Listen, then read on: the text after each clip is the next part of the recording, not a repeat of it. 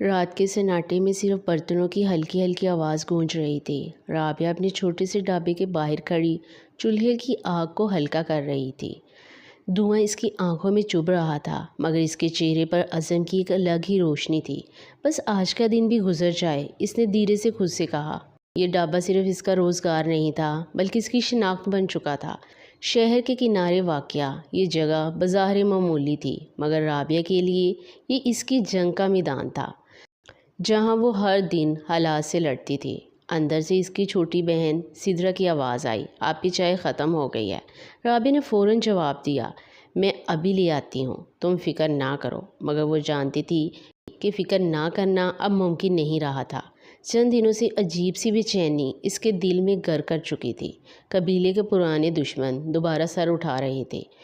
وہ لوگ جو کبھی اس کے خاندان کو تباہ کرنے کی قسم کھا چکے تھے، اب پھر اس کے قریب منڈلا رہے تھے۔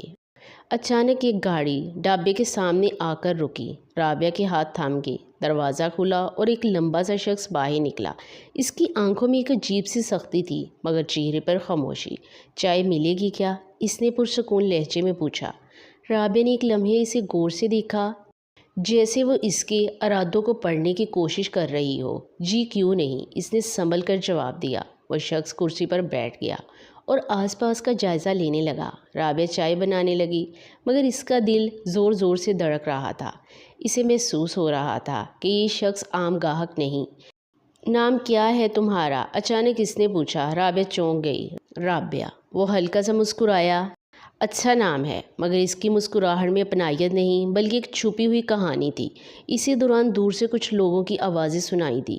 شور بڑھتا جا رہا تھا۔ سدرا گھبرا کر باہر آئی، آپ ہی وہ لوگ پھر آگے ہیں۔ رابعہ کا چہرہ سخت ہو گیا۔ تم اندر جاؤ ابھی۔ چند ہی لمحوں میں 3-4 آدمی ڈھابے کے قریب آ گئے۔ ان کی آنکھوں میں غصہ اور لہجے میں دھمکی صاف جھلک رہی تھی۔ ہم نے کہا تھا نا، یہ جگہ چھوڑ دو، ایک نے آگے بڑھ کر کہا۔ رابعہ نے مضبوطی سے جواب دیا، یہ میری جگہ ہے، میں کہیں نہیں جاؤں گی۔ فضا میں تناؤ بڑھ گیا۔ وہ اجنبی شخص خاموشی سے یہ سب دیکھ رہا تھا۔ اچانک وہ کھڑا ہوا۔ مسئلہ کیا ہے؟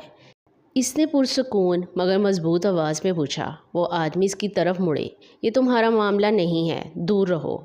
مگر اس کی آنکھوں میں ایک ایسی چمک تھی جس نے سب کو لمحہ بھر کے لیے خاموش کر دیا۔ اب ہے، اس نے آہستہ سے کہا۔ رابعہ حیران رہ گئی۔ یہ کون تھا اور کیوں اس کے لیے کھڑا ہو رہا تھا؟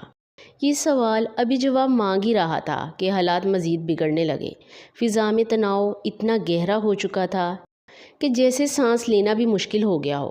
رابعہ کے سامنے کھڑے وہ لوگ کسی بھی حد تک جانے کے لیے تیار دکھائی دے رہے تھے، مگر اس اجنبی شخص کی موجودگی نے جیسے لمحہ بھر کے لیے سب کو روک دیا تھا۔ ہم آخری بار کہہ رہے ہیں، یہ جگہ چھوڑ دو، ایک آدمی نے دانت پیستے ہوئے کہا۔ رابعہ نے بغیر پلک جھپکے جواب دیا، میں نے بھی آخری بار کہہ دیا، میں کہیں نہیں جاؤں گی۔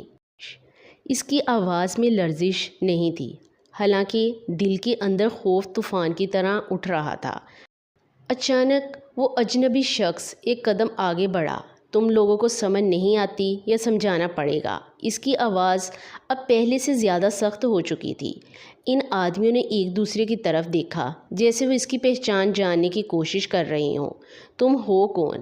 ایک نے تیکھے لہجے میں پوچھا۔ وہ ہلکا سا مسکرایا، جسے تمہیں دور رہنا چاہیے۔ یہ جملہ سادہ تھا، مگر اس میں ایک عجیب سا رعب تھا۔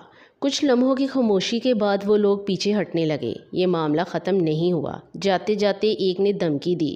جیسے ہی وہ لوگ وہاں سے گئے، ماحول میں پھیلا ہوا بوجھ تھوڑا ہلکا ہوا، مگر رابعہ کے ذہن میں سوالوں کا طوفان اٹھ چکا تھا۔ وہ اس اجنبی کی طرف مڑی۔ آپ کون ہیں؟ اس نے سیدھا سوال کیا۔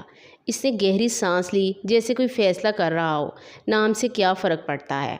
مگر پھر بھی تم مجھے زیان کہہ سکتی ہو۔ اور آپ یہاں کیوں آئے ہیں؟ زیان نے ایک لمحے خاموش رہ کر اسے دیکھا۔